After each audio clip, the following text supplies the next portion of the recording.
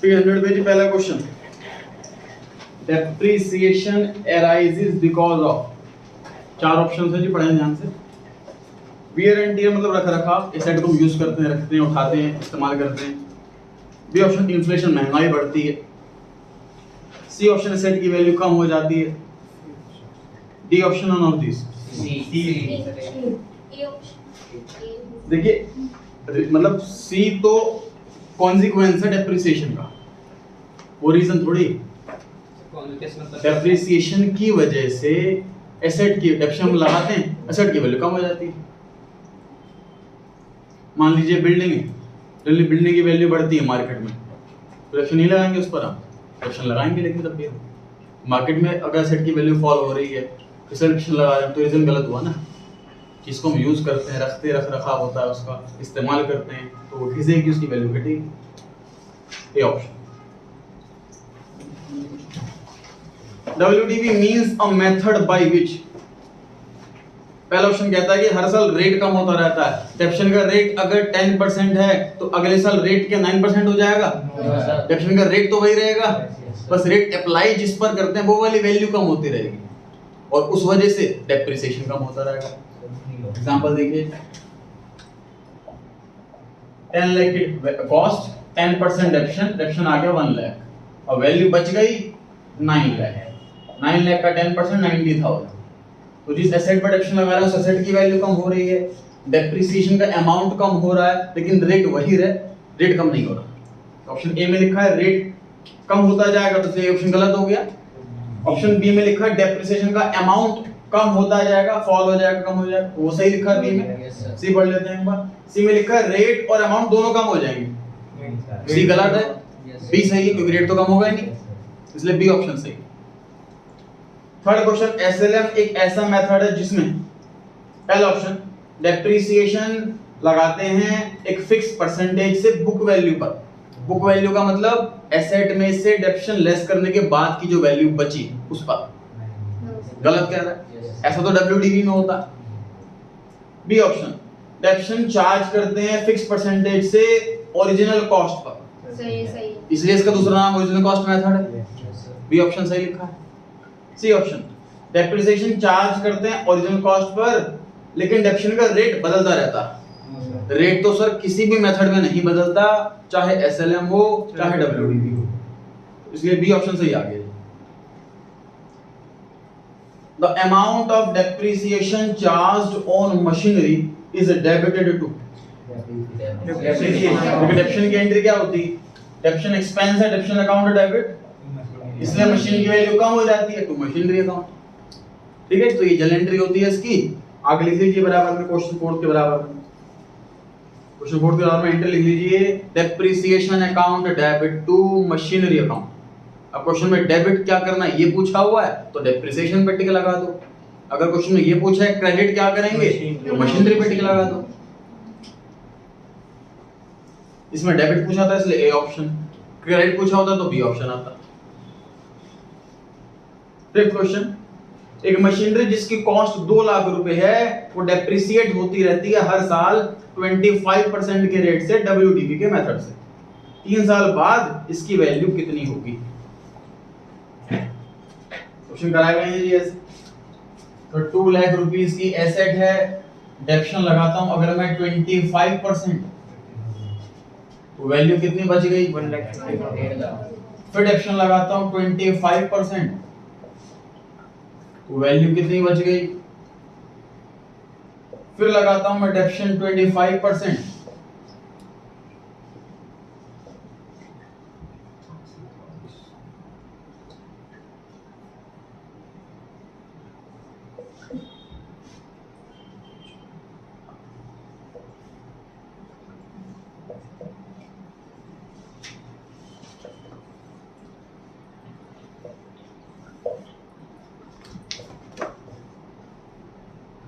सही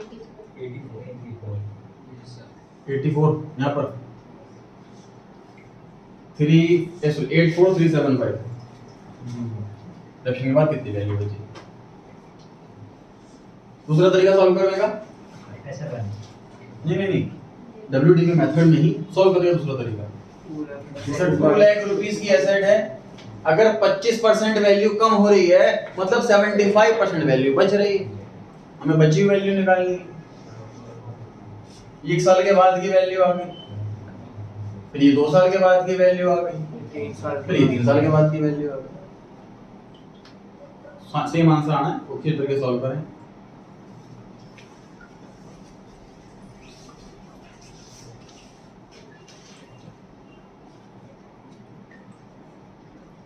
B option answer आ रहा है जी। क्वेश्चन नंबर 6, डिप्लीशन मेथड का इस्तेमाल करते हैं जी। नेचुरल रिसोर्सेज वाले आइटम के लिए हम इस्तेमाल करते हैं डिप्लीशन मेथड। नेचुरल रिसोर्स जैसे कि mines, option number A, wasting assets. Natural resources वाले आइटम को वेस्टिंग एसेट्स भी कहते हैं क्योंकि एक्सट्रैक्ट करने के बाद ये एसेट वेस्ट हो जाती है। ए ऑप्शन आंसर हो गया। Question number 7, the journal entry to record gain या profit on sale of fixed asset is. Second line में लिखा हुआ है if asset disposal account is not maintain. इसको कट कर दीजिए, इस लाइन को, इस लाइन कट कर दीजिए।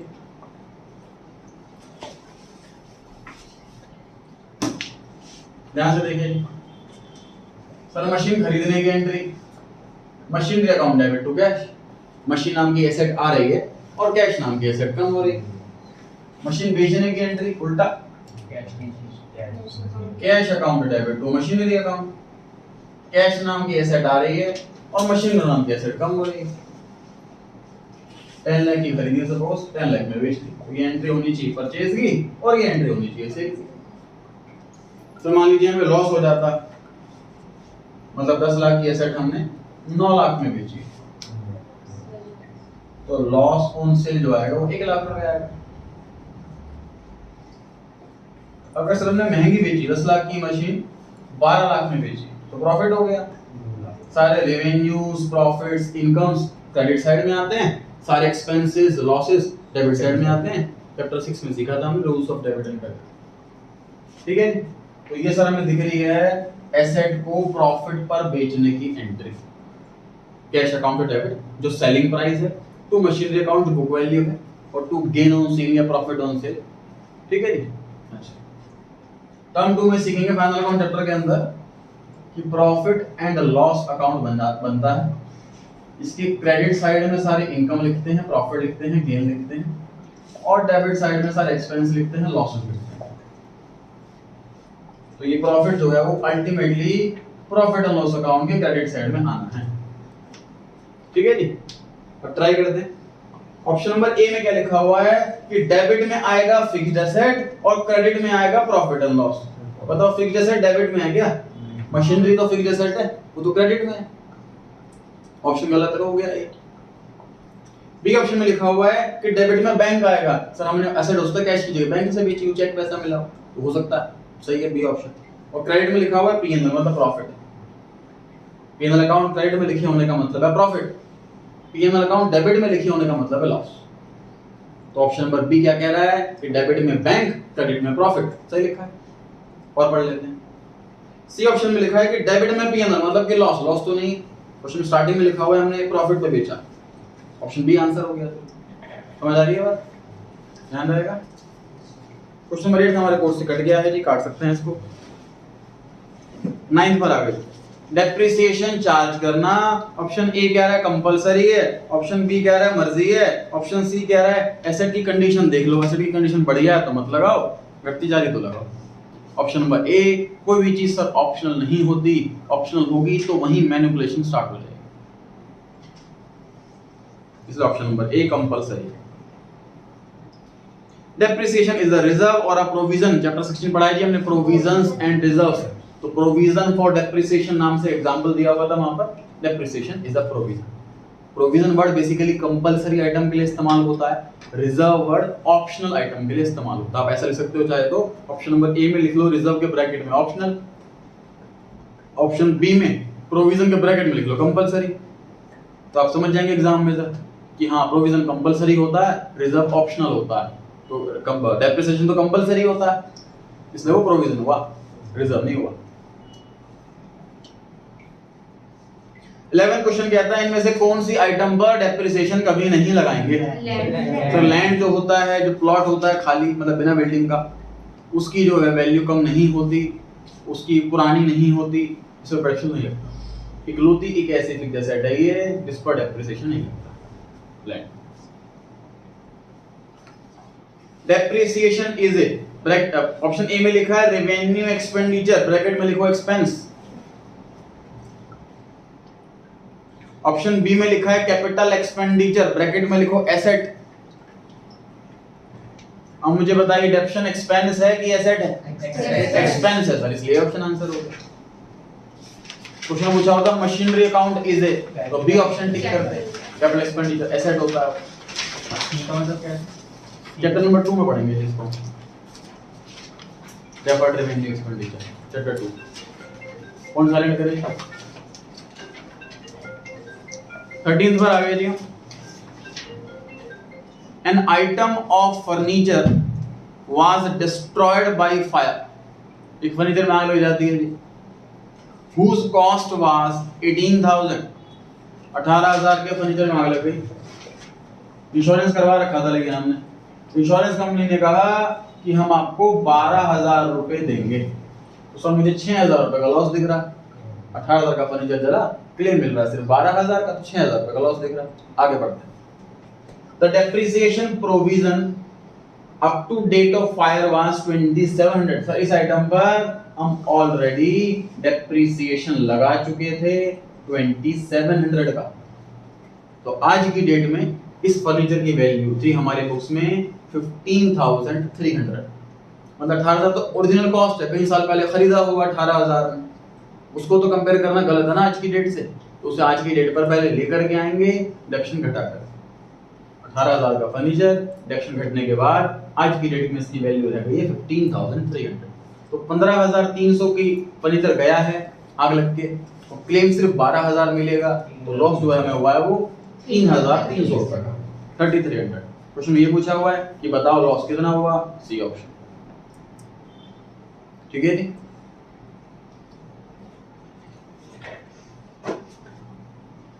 कुछ कॉन्सेप्ट सीखते हैं बोर्ड पे देखें।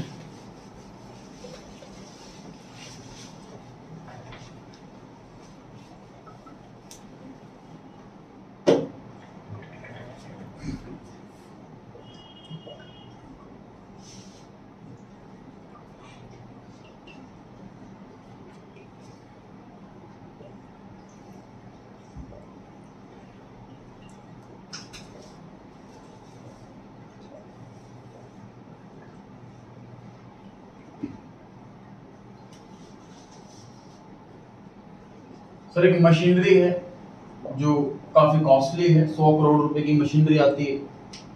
एयरटेल कंपनी वाले ने वो मशीन खरीदी 100 करोड़ रुपए वाली 2012। 2021 में जब अकाउंट्स देखे हम एयरटेल के, तो वो मशीनरी आज की डेट में करीब 20 करोड़ रुपए की है। रिडक्शन लेस करते रहेंगे हर साल। 2012 में खरीदी, 2021 चल रहा है, रिडक्शन लेस करते करते 100 करोड़ की मशीन की वैल्यू बुक्स में रह गई 20 करोड़।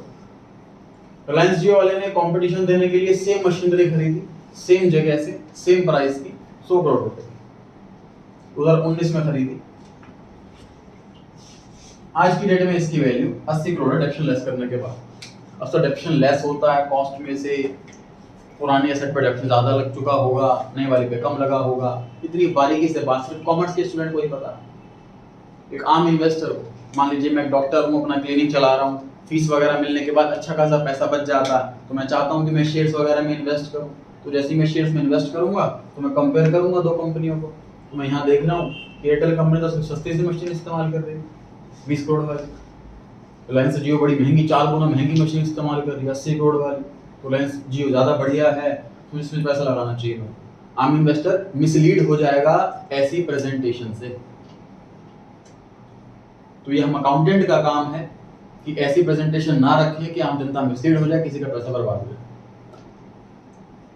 इसे प्रेजेंट कैसे करना चाहिए देखिए।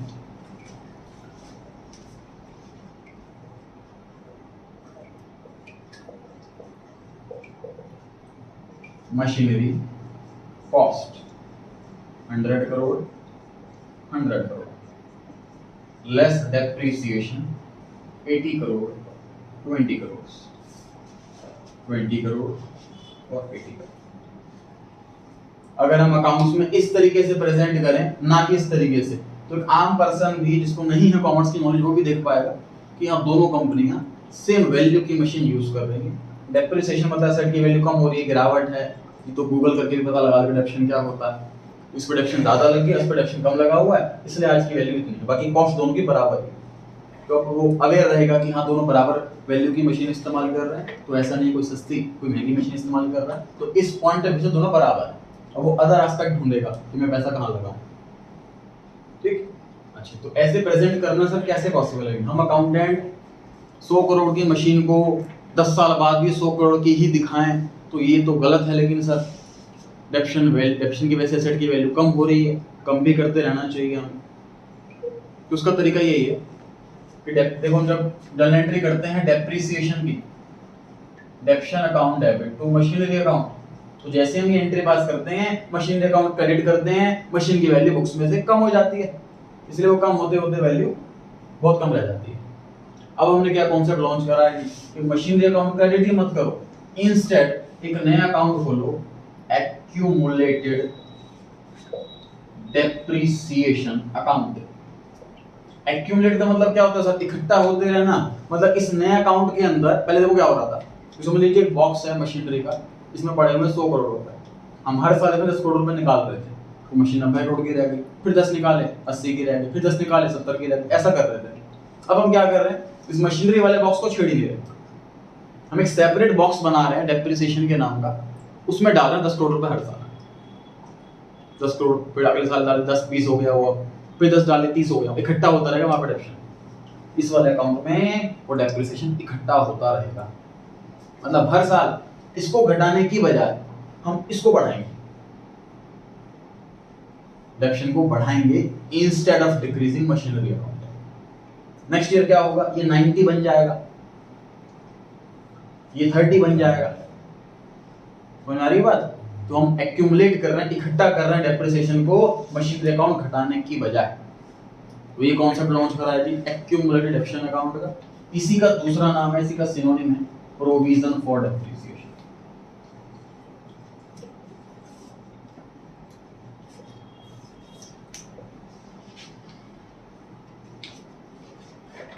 डेप्रिसिएशन के लिए प्रोवाइड करना, इसका मैंने बता दिया आपको, इसका लॉजिक क्या है, इसका रीजन क्या है, इसको क्यों लॉन्च किया गया है। अब ये सर 11th क्लास के लिए ना अनइम्पोर्टेंट है। अनइम्पोर्टेंट क्यों है? क्योंकि 11th क्लास में हम प्रोप्राइटरशिप के अकाउंट है। प्रोप्राइटरशिप कोई ऐसी कंपनी नहीं है जहां पर इन्वेस्टर्स पैसा लगा रहे हैं, कोई मिसलीड हो जाएगा, ऐसा कुछ नहीं होता।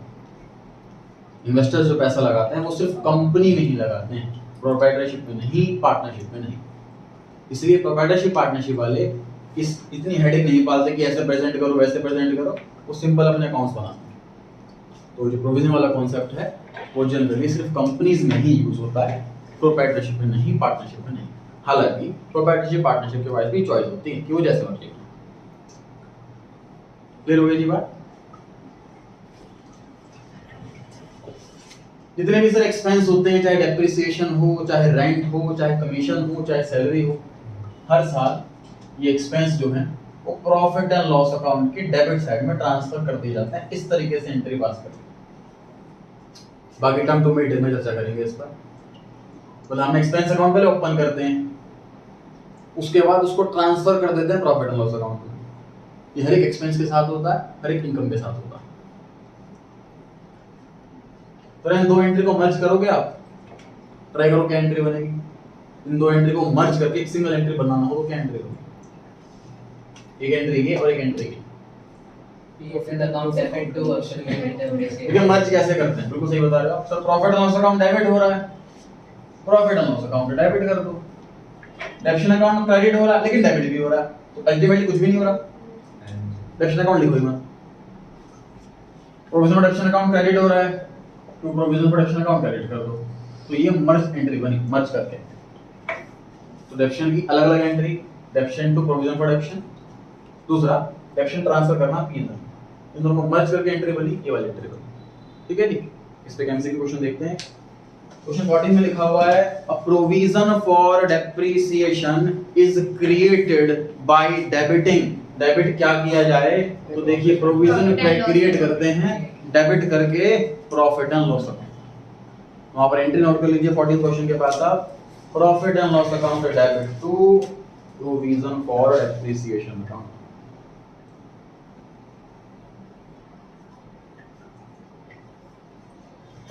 क्वेश्चन बराबर मिल लीजिए profit and loss account debit to provision for depreciation account. Debit पूछा हुआ है इसलिए आ गया ऑप्शन बी, ऑप्शन आंसर है। कोई डाउट यहां पर? सर एफडी भी तो फिक्स एसेट होती है, उस पे डेप्रिसिएशन लगता है। दोबारा बोलना। एफडी जो होती है वो भी तो फिक्स्ड एसेट होती है, उस पे फिक्स एसेट नहीं होते, फिक्स एसेट नहीं होते। सर ऐसे पता कैसे चलेगा कौन सी मशीन पे लगा है डेप्रिसिएशन, इसमें लिखा नहीं। मतलब मशीन बहुत सारी होंगी इसलिए कह रहे हो। देखिए क्या डाउट है कि सर जब आप एंट्री पास करते हो डेप्रिसिएशन ऑन मशीनरी अकाउंट और डेबिट टू मशीनरी अकाउंट, तो ऐसे कैसे पता लगता है कि कौन सी मशीनरी पर डेप्रिसिएशन आप ऐसे आप सेपरेट क्यों नहीं करते? जैसे कि तो मान लीजिए मेरे डेटर्स 10 हैं, राम श्याम मोहन सोहन करके, तो हम सबका नाम अलग अलग लिखते हैं। मान लीजिए मोहन नाम के 2 लोग हैं तो हम सरनेम लिख देते हैं मोहन शर्मा मोहन वर्मा, सरनेम भी अलग है तो साथ में कुछ और कोडिंग डाल देंगे, जैसे राम मोहन शर्मा रामनगर, मोहन शर्मा कृष्णानगर, ऐसा कुछ करेंगे। एटलीस्ट एक अल्फाबेट चेंज करेंगे कि वो 2 लेजर मिक्स ना हो जाए। तो उनका डाउट ये है कि सर यही काम आप एसेट्स में क्यों नहीं करते? मान लीजिए मेरे पास 10 मशीनरी है, आप तो सिर्फ मशीनरी अकाउंट लिख रहे हो, मशीनरी के आगे कुछ ना कुछ कोडिंग दो कि मशीनरी 1, मशीनरी 2, मशीनरी 3, वरना मिक्स हो जाएंगे ये तो बिल्कुल ये सही है जी। हमारे 11th क्लास है, बेसिक है, इसलिए हमें इतनी कोडिंग वाली बात नहीं सिखाई जाती, बाकी कोडिंग की जाती है। आप कभी भी बैंक के अंदर गए हो, एक छोटी से छोटी आइटम के अंदर ना बहुत लंबा सा कोड लिखा होता है, SBI/002/123, ऐसे बड़ा लंबा सा कोड होता है। चाहे टेबल हो, चाहे चेयर हो, चाहे कंप्यूटर हो, चाहे प्रिंटर हो, हर एक आइटम पर। तो जब हम अकाउंटेंट जब रिकॉर्ड करते हैं मशीनरी, एंट्री तो मशीनरी अकाउंट ही लिखते हैं, लेकिन साथ में जब नरेशन लिखते हैं उसमें मेंशन करते हैं कोडिंग क्या है, और मशीनरी का एक अलग रजिस्टर बनता है फिजिकली कि हम पता लगा सके कौन सी मशीनरी कितने की थी, उसमें रिकॉर्डिंग की जाती है। एंट्रीज के टाइम हम कोडिंग नहीं डालते क्योंकि मशीनरी बहुत सारी है। जैसे मैं छोटी सी बैंक के ब्रांच की बात करूँ तो कम से कम 100 से ज़्यादा एसेट है उसमें, हर एक एसेट का सेपरेट अकाउंट खोलेंगे। अगर हमारे पास एक कंपनी के अंदर मशीनरी 200 है तो 200 अकाउंट तो मशीनरी के ही हो गए थे, सोच के देखिए। तो मशीनरी का तो सिंगल अकाउंट ही खोलते हैं। उसके पीछे एक रीजन ये भी है, देखो इन्वेस्टर का जब हम दिखाएंगे हमारे पास मशीनरी टोटल 500 करोड़ की, तो वो भी जानना नहीं चाहेगा कि कितने वाली कितनी मशीनरी है कि नहीं भाई।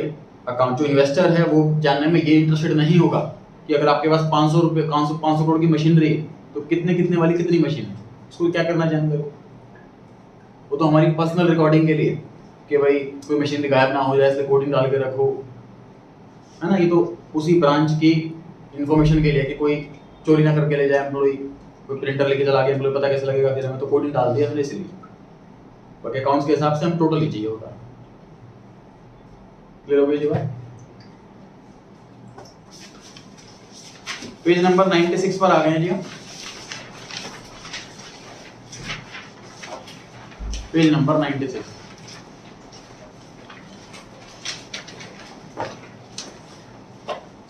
प्रूफ वाले पढ़ रहे हैं जी हम। पहला question, land is the depreciable asset.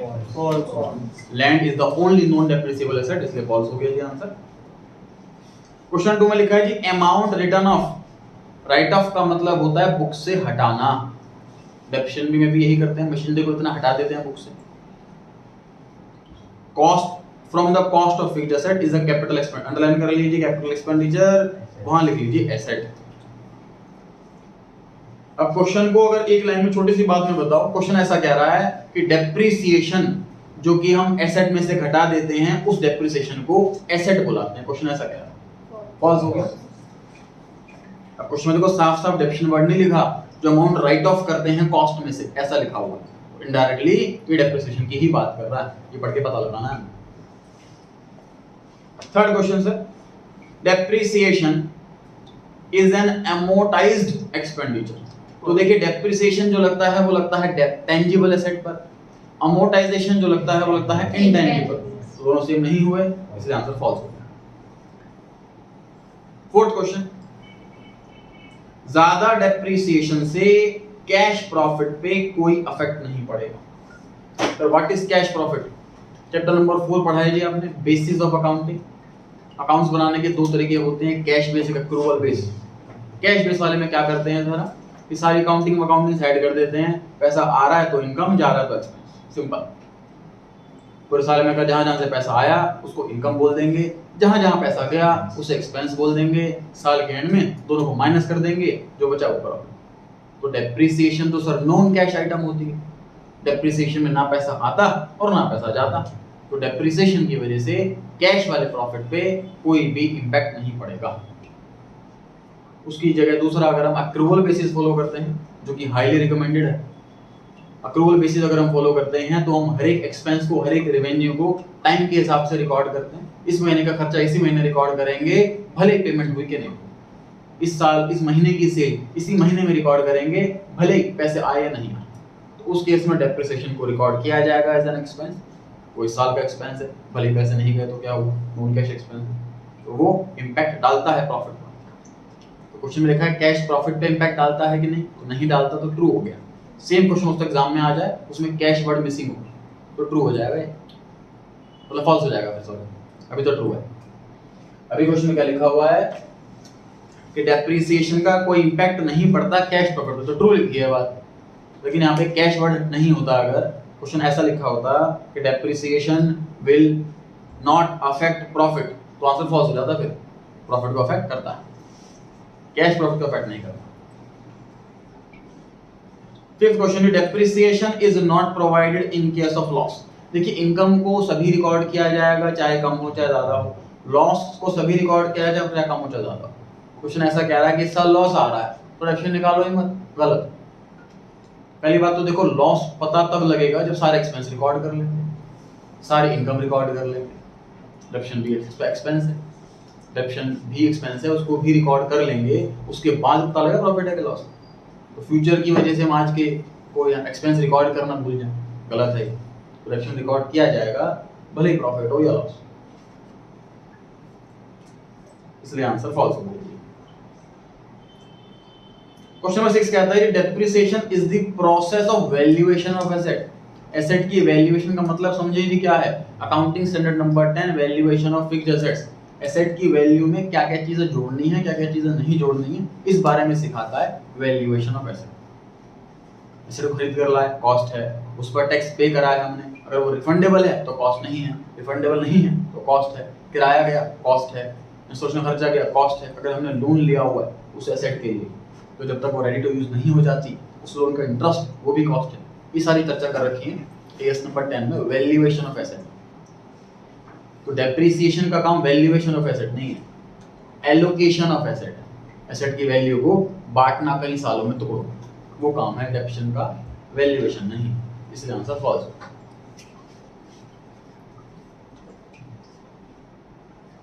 Seventh question, the main objective of providing depreciation is to calculate the current profit. Depreciation लगाएंगे तो प्रॉफिट बिल्कुल सही निकलेगा, सही बात लिखी है, ट्रू हो गया।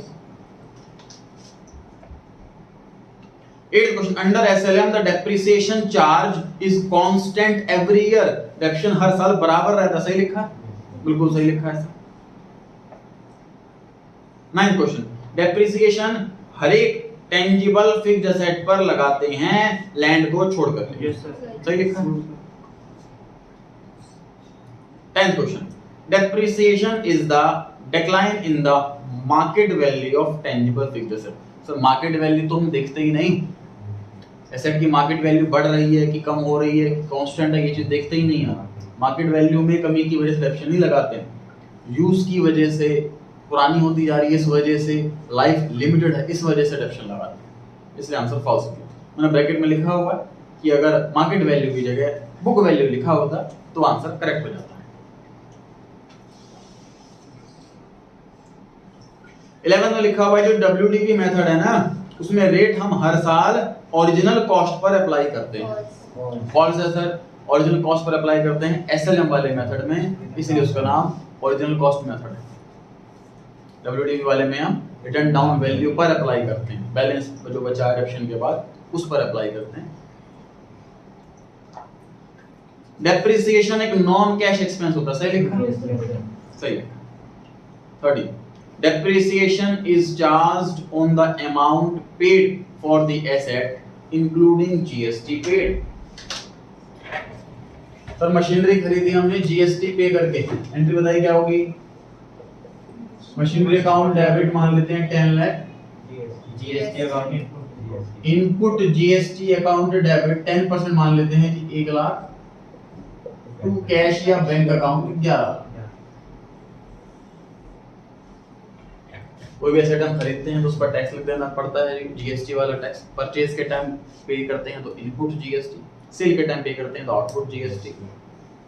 और जो जीएसटी हम पे करते हैं परचेज के टाइम, वो हमारा रिफंड या एडजस्ट हो जाता है हमारी लायबिलिटी में, इसलिए वो कॉस्ट का पार्ट नहीं बनता, एसेट का पार्ट बन जाता है।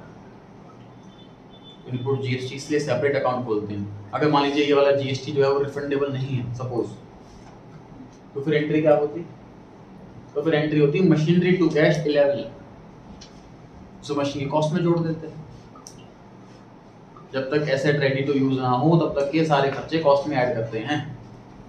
अगर ये भी कॉस्ट होती, रिफंड नहीं होता, तो हम कॉस्ट में ऐड कर देते। Machinery debit to cash 11 lakh रुपए लिखते। मतलब अगर फॉर एग्जांपल आप घर के लिए एसी खरीद के ला रहे हो, एसी मान लीजिए 30,000 रुपए का और उस पर टैक्स मान लीजिए 5,000 रुपए, आपने 35,000 रुपए दिए, तो आप लोग तो एसी अकाउंट डेबिट 35,000 से करो, क्योंकि घर के लिए लेकर के आ रहे हैं, जो भी हमने टैक्स पे करा वो एडजस्ट हो नहीं होगा, रिफंड नहीं होगा, तो आप एसी अकाउंट डेबिट 35,000 से करो। लेकिन अगर आप अपनी फैक्ट्री के लिए, अपने ऑफिस के लिए एसी खरीद रहे हो, तो आप एसी अकाउंट डेबिट 30,000 से करोगे, क्योंकि जो 5,000 रुपये टैक्स का दिया है वो रिफंड हो जाएगा, एडजस्ट हो जाएगा। ठीक है जी। तो क्वेश्चन में लिखा हुआ है कि जो डिडक्शन लगाएंगे हम, जितना हमने पैसा दिया है जीएसटी मिला करके उस पर डिडक्शन लगाएंगे, तो गलत हो गया ये। यहाँ पर एक्सक्लूडिंग लिखा होता तो आंसर ट्रू होता। जीएसटी को मिला करके नहीं लगा था डिडक्शन, हटा करके लगा। फिर नेक्स्ट पर आ गए जी हम। पहला, depreciation means dash in the book value of fixed assets, decline in the value, fall in the value of fixed asset, या decrease in the value of fixed asset, गिरावट, बेसिकली ये लाना है। Second question, depreciation is provided on dash assets, fixed tangible asset। देखो fixed word भी important है, tangible word भी important है। फिक्स्ड वर्ड इसलिए इंपॉर्टेंट है जो लॉन्ग टर्म के लिए रहती है उसको फिक्स्ड बोलते हैं हम। टेंजिबल इसलिए इंपॉर्टेंट है जिसको हम देख सकते हैं, ये जैसे कैश टेंजिबल होता है लेकिन वो फिक्स नहीं होता, गुडविल फिक्स्ड होता है लेकिन टेंजिबल नहीं होता, इसलिए दोनों ही वर्ड की रेलेवेंस है। Third question, scrap value of an asset means the dash that will be realized on the sale at the end of its useful life. First बात तो क्लियर है, यूजफुल लाइफ के एंड में जो पैसा मिलता है उसको स्क्रैप वैल्यू कहते हैं। तो पहले वाले ब्लैंक में क्या आएगा, means the sale value that will be realized, ऐसा कह सकते हैं सेल वैल्यू, या money means the money that will be realized, amount that will be realized. ठीक है जी। फोर्थ क्वेश्चन, टेम्पररी राइज और fall in the price of an asset is called, अभी कोई अकाउंट्स का वर्ड नहीं, जनरल वर्ड है जी, फ्लक्चुएशन। फ्लक्चुएशन इसे कहते हैं, अप एंड डाउन होना, कभी रेट बढ़ रहे हैं कभी कम हो रहे हैं, कभी बढ़ रहे हैं कभी कम हो रहे हैं, इसे फ्लक्चुएशन कहते हैं। Depreciation provides funds for, deduction लगाने की वजह से हमारा प्रॉफिट कम हो जाता है, टैक्स कम हो जाता है, ड्राइंग्स कम हो जाती हैं, तो कहीं ना कहीं पैसा हमारे पास बचा हुआ रह जाता है। इससे हम पैसा इकट्ठा कर रहे हैं एक तरह से, और जब लाइफ खत्म हो जाएगी मशीनरी की तो इतना पैसा इकट्ठा हो चुका होगा कि हम न्यू मशीन खरीद सकते हैं। रिप्लेसमेंट ऑफ एसेट कहते हैं जिसको। डिडक्शन चैप्टर भी काफी छोटा हो गया है, डिडक्शन के अंदर काफी सारे ऐसे रिप्लेसमेंट फंड अकाउंट नाम से एक नया अकाउंट बनता है, ऐसे क्वेश्चन भी होते थे, कितना पैसा हम जोड़ रहे हैं उसको इन्वेस्ट कर रहे हैं। फंड इन्वेस्टमेंट अकाउंट नाम से अकाउंट बनाते थे, कितना पैसा, मतलब बैंक में, इसमें क्या होता है, प्रोप्राइटर बैंक के अंदर जाता है, बैंक में बात करता है कि जी हमारी मशीनरी हमने 10 लाख रुपए की खरीदी है, तो 10 साल के बाद ही बेकार हो जाएगी, मतलब 10 साल के बाद हमें एक और मशीन खरीदनी पड़ेगी 10 लाख रुपए की। अब मुझे बताओ मैं हर साल कितना पैसा बैंक में इन्वेस्ट करूं कि आफ्टर 10 लाख रुपए मुझे मिल जाए। तो बैंक हमारे कैलकुलेट करके बताएगा इंटरेस्ट वगैरह, मान लीजिए वो कहता है कि आप 90,000 रुपीज जमा कराओ जी हर साल 10 साल तक, तो टोटल 9 लाख आपके जमा हुए, 1 लाख का इंटरेस्ट, आपको 10 लाख रुपीज मिल जाएंगे आफ्टर 10 ईयर्स। जितना तक पैसा वो हर साल जमा कराता रहता है। डेप्शन फंड अकाउंट, इन्वेस्टमेंट अकाउंट के नाम से अकाउंट खोलते थे, काफी डिटेल में खैर चैप्टर था, तो छोटा रह गया।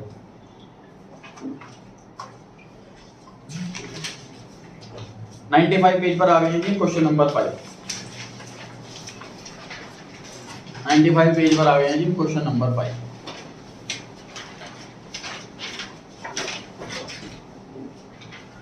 देखा जी, distinguish between SLM and WDV method जी। पहला डिफरेंस पढ़ते हैं। अमाउंट ऑफ डेप्शन, एसएलएम में हर साल डेप्शन बराबर रहता है, लेकिन डब्ल्यूडीवी में हर साल डेप्शन कम होता रहता है। सेम क्वेश्चन एमसीक्यू में आ सकता है, इसको बहुत अलर्ट होकर पढ़ना है, छोटी-छोटी चीजें। Calculation of depreciation is on, जो रेट होता है वो किस पर अप्लाई करते हैं हम एसएलएम वाले में? ओरिजिनल कॉस्ट पर अप्लाई करते हैं बार-बार, इसलिए इसका नाम ओरिजिनल कॉस्ट मेथड है। डिमिनिशिंग वाले मेथड में हम किस पे अप्लाई करते हैं? रिटर्न डाउन वैल्यू पर, जो बच गई वैल्यू पर, रिड्यूसिंग वैल्यू पर, बुक वैल्यू पर। Question number 3, book value of the asset becomes 0 और इक्वल टू स्क्रैप वैल्यू, इसमें नेवर बिकम 0। ये कौन सा कांसेप्ट है ये देखिए।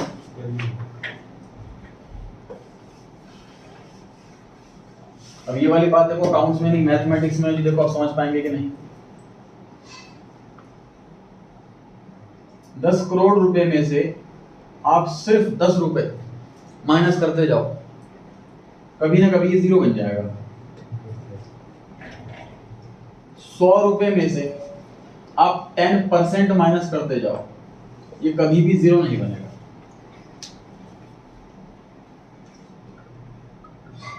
और मैथमेटिक्स आपकी कैसी है, बेसिक वाली, इस पे डिपेंड है, आपको समझ आएगी कि नहीं आएगी। अकाउंट्स का पार्ट नहीं।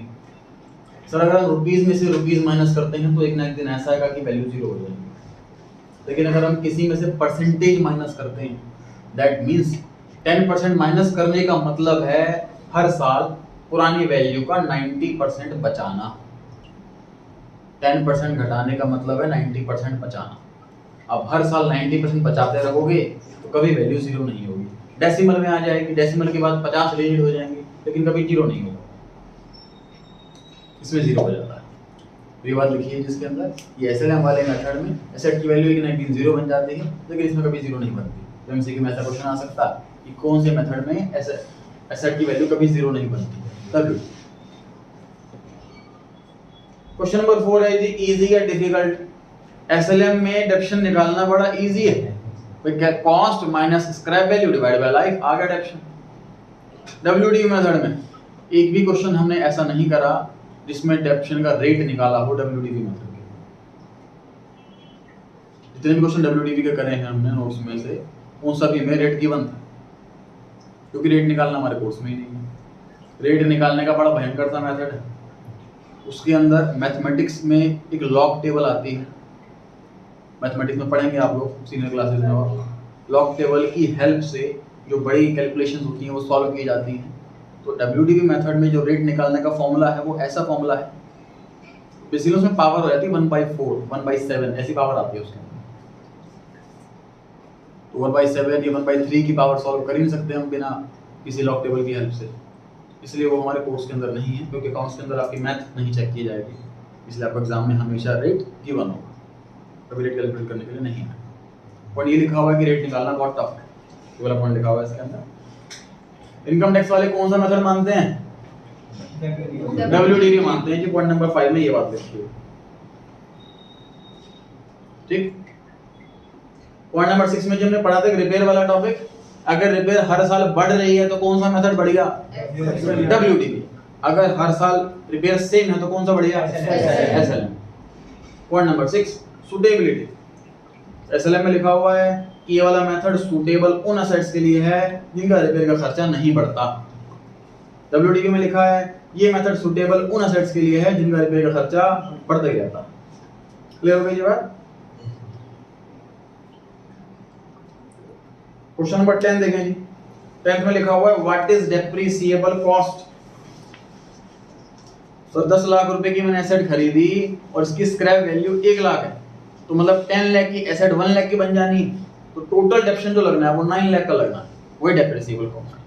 डेप्रिसिएबल कॉस्ट समझ लीजिए सारे ईयर्स का टोटल डेप्रिसिएशन। क्या लिखा है formula? Cost of asset minus scrap value. मतलब एसएलएम मेथड में जो हम फॉर्मूला लगाते हैं तो उसका न्यूमरेटर है cost plus installation charges minus scrap value.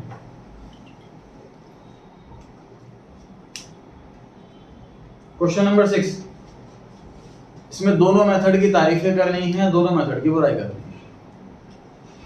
पहले वाले में मेरी एसएलएम की तारीफ कर रहा है, एसएलएम बढ़िया तारीफ कर रहे हैं इसकी।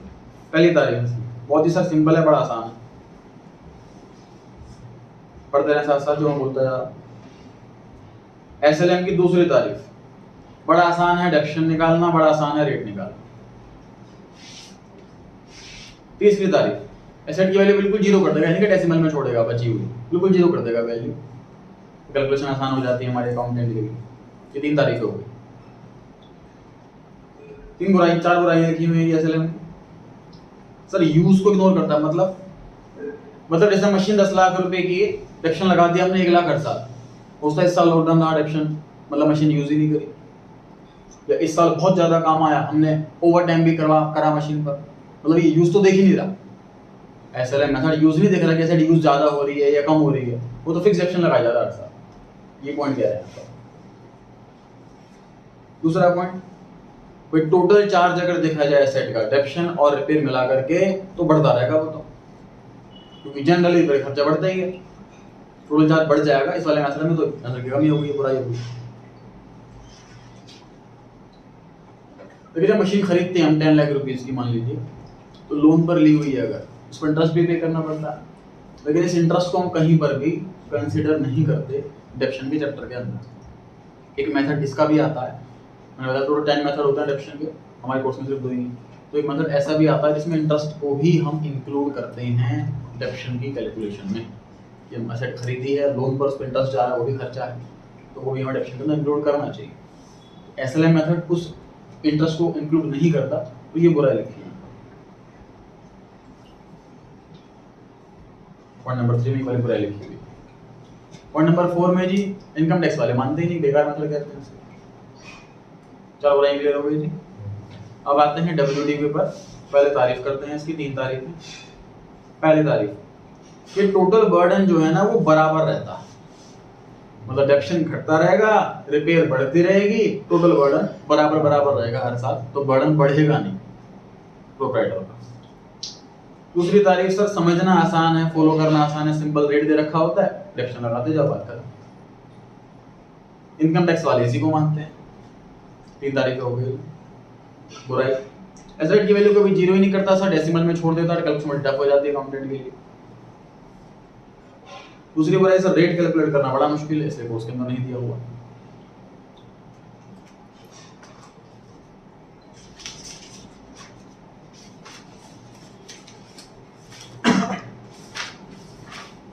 चलिए जा लेते हैं।